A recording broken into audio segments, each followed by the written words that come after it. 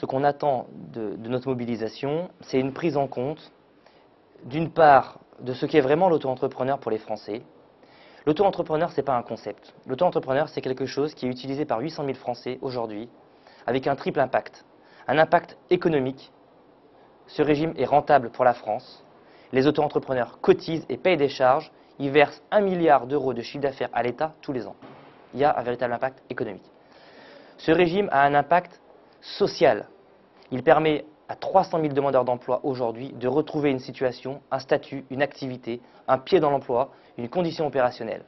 Et là, c'est un point fondamental. On touche du doigt avec cette mobilisation toute la profondeur sociale, sociétale de ce régime.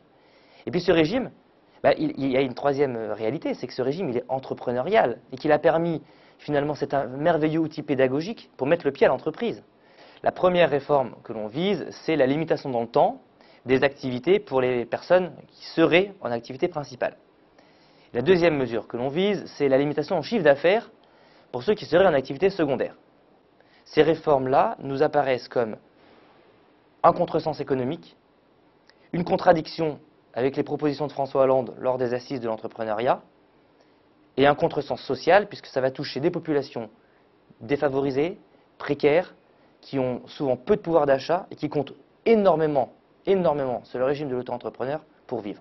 La concurrence déloyale est un argument chétif qui a été remis à plat par l'Inspection générale des finances, par le Conseil supérieur de l'ordre des experts comptables.